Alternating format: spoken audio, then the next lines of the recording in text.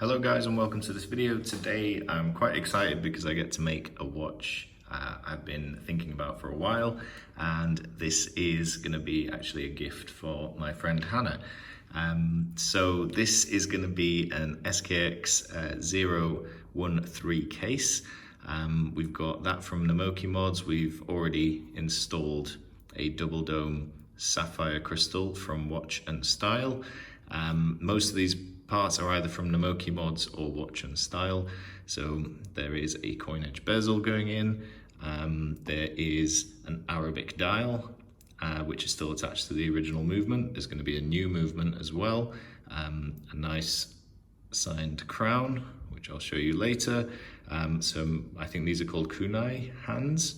Some arrow sort of style hands, and this nice ceramic loomed SKX style bezel insert. Oh, and let's not forget the trusty strap code Jubilee, probably the nicest bracelet you can get for this watch. So I'm really excited to show you how this comes out. Let me show you a quick preview now. So watch as I turn this into this. Now this is the finished watch.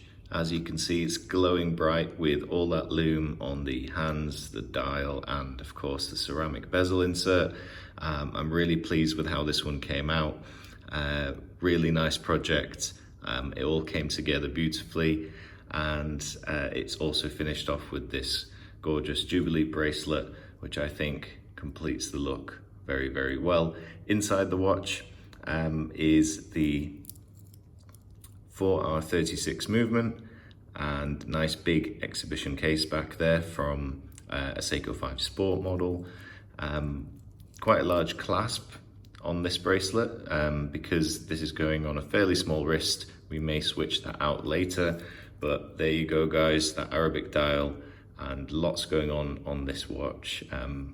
Quite understated, but it really feels and looks the part, I think.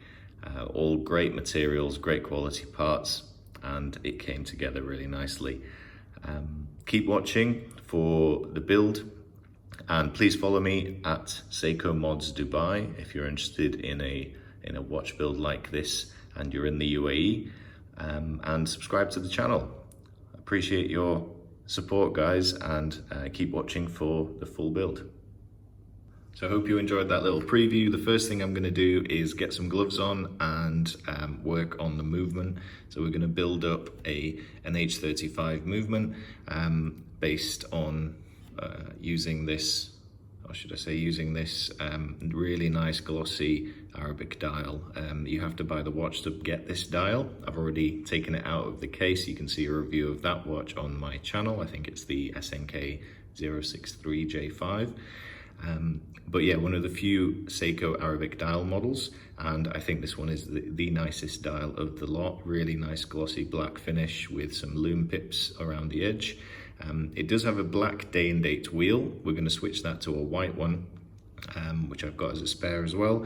But most importantly, the movement is going to be the 4R36 or NH36 style movement with hacking seconds and manual wind, which I think really, you know, a watch of this kind of style, this premium mod really deserves this movement. So it's a bit of work. I'll get that, get it sorted now, and I'll show you which hands we're going to use next.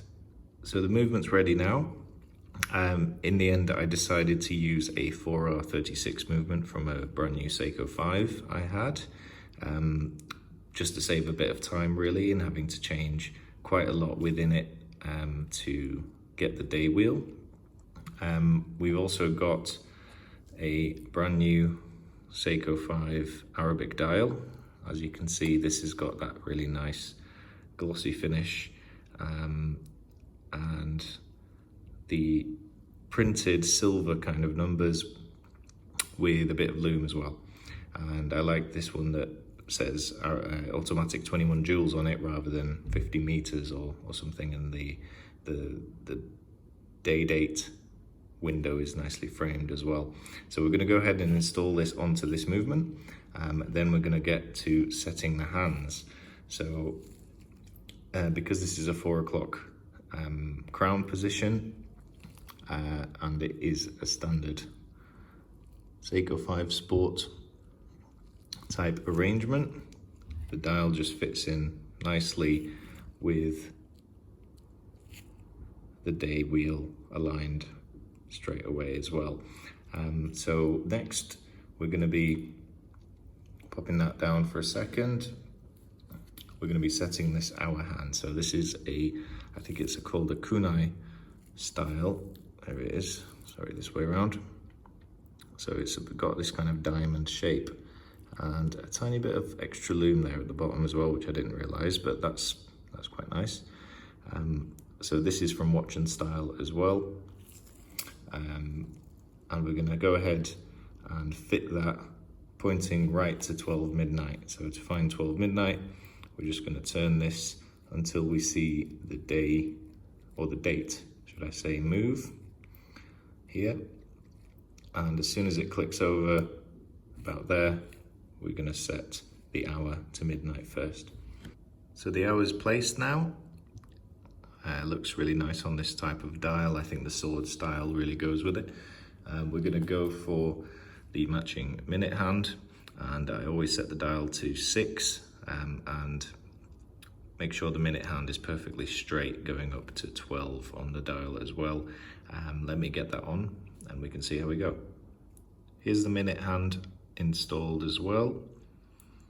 I think they're really nice shape, these, and suit the dial quite nicely.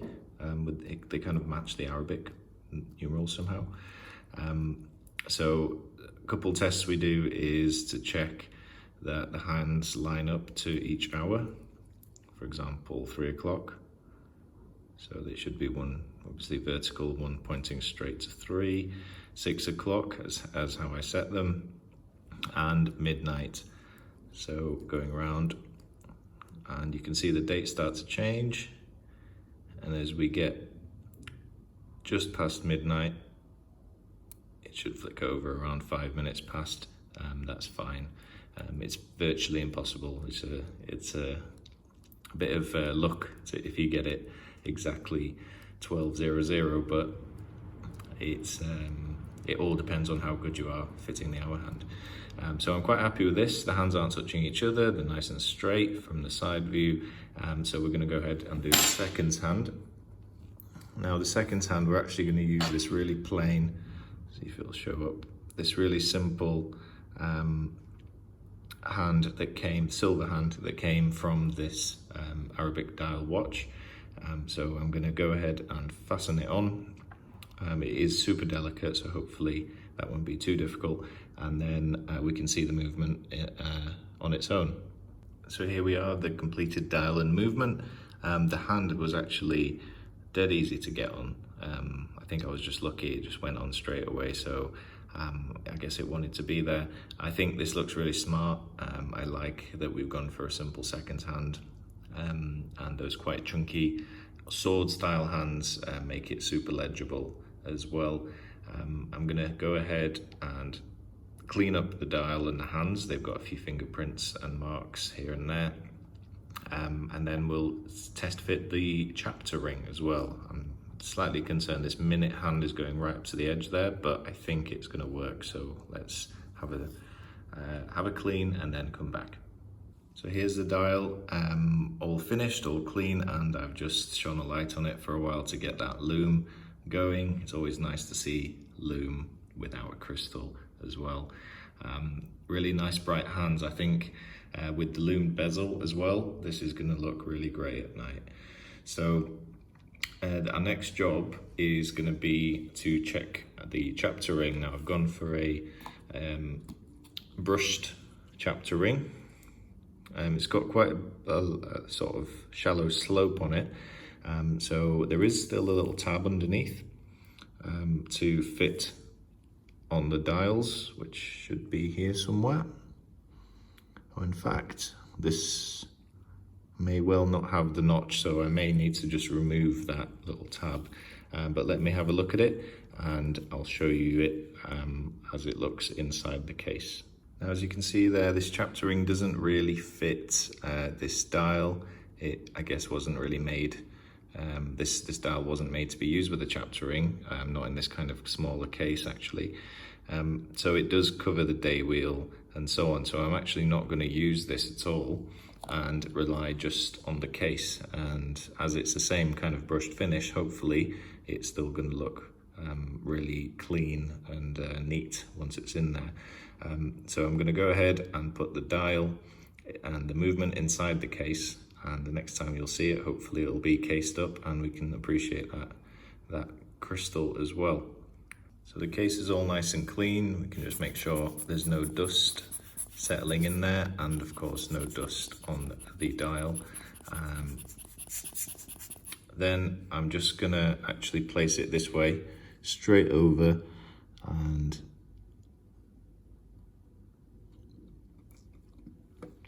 we can pick it up and see what it starts to look like. Now I'm thinking that is already looking pretty good.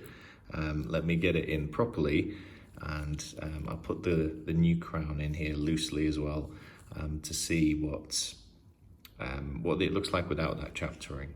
So here's the watch cased up. Now it's only loosely in, of course. I still need to trim the crown stem quite a lot. The movement is seated in there nicely. There's no obvious gaps or anything like that, and it isn't a brushed finish actually, it just looks black. So I think that does look quite neat actually, and surprisingly good considering there's no chapter ring. So I'm going to go ahead and start cutting the crown stem down. To do that, we're just going to cut it with some pliers, but we're going to take the crown out. I'll show you quickly how that's done. We need to make sure the movement is nice and flat in there actually. Then, as long as the crown is in its innest position, it's not a word, but never mind.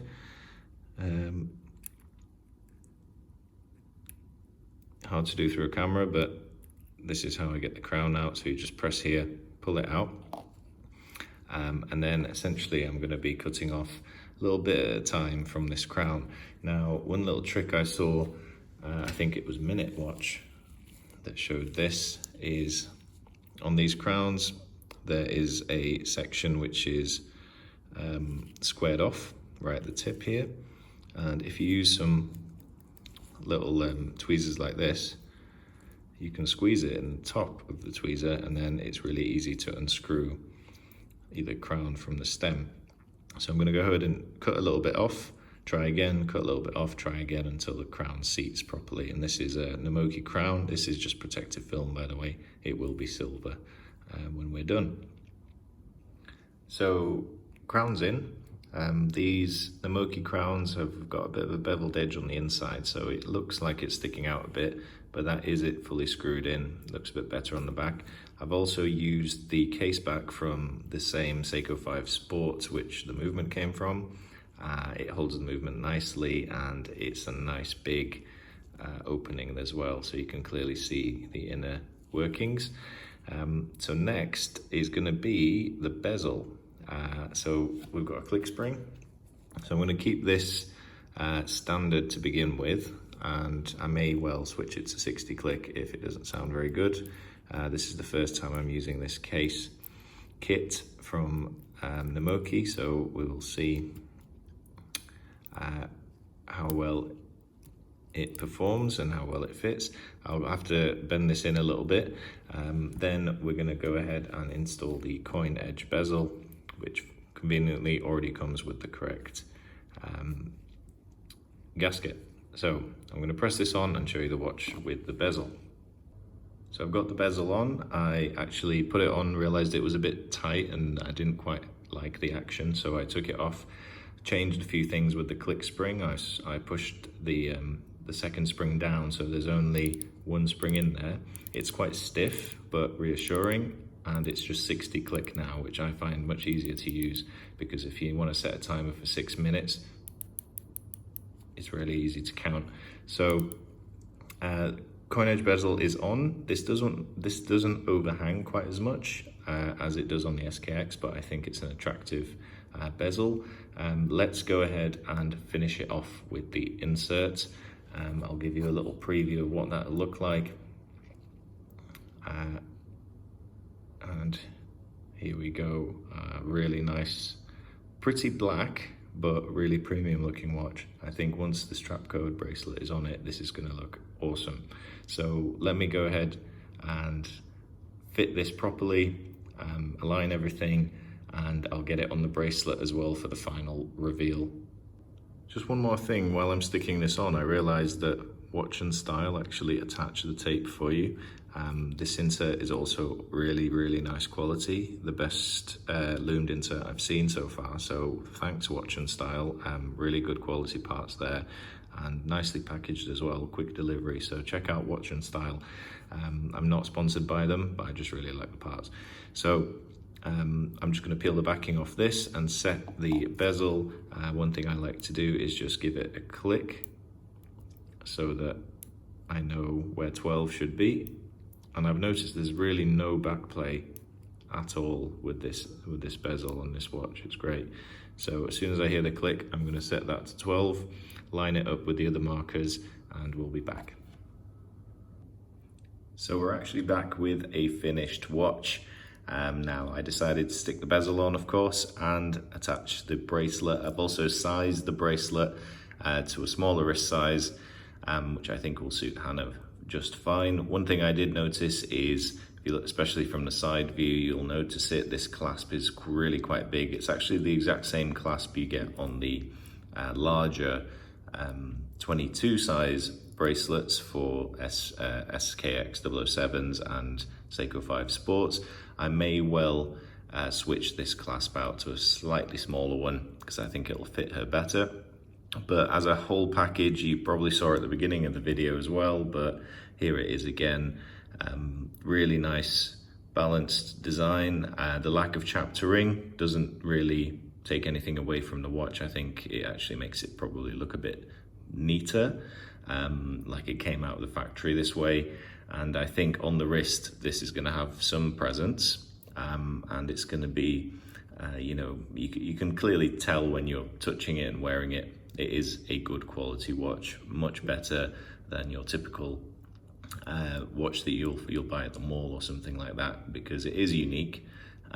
As far as I know, most likely one of a kind, and also it is, you know, your own design as well.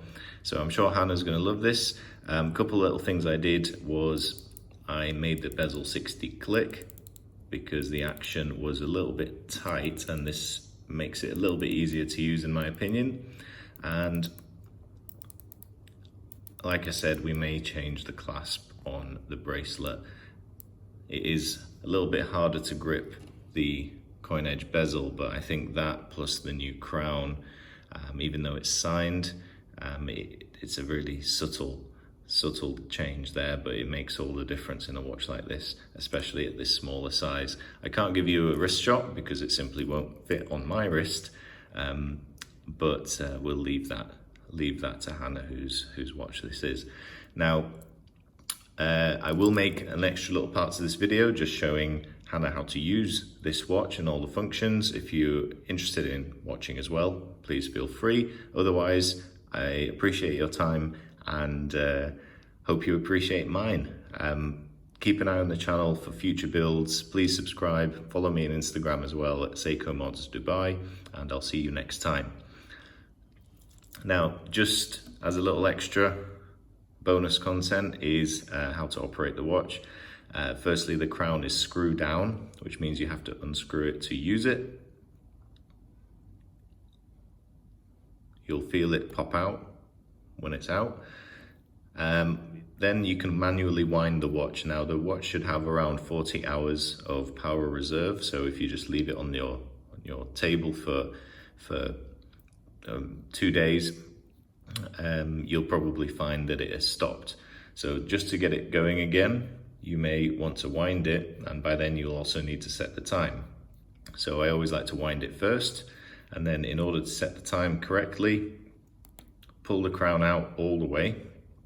There's 2 positions. This is as far as it will go, and then you can set the time as you normally would. However, to get the date working properly, it's a good idea to keep turning the hands all the way around until the date actually changes. So here, it's going to change at midnight. And then from this point, you know that, this is the morning, and depending on what time it actually is, you would set your time. Now, once you've set your time to say 8:05, you may want to adjust the date as well. To do that, you pop the crown back to its standard position, and you can do this on like a month, a 31-day month or a 30-day month or a February. You may need to change the day of the week and the date.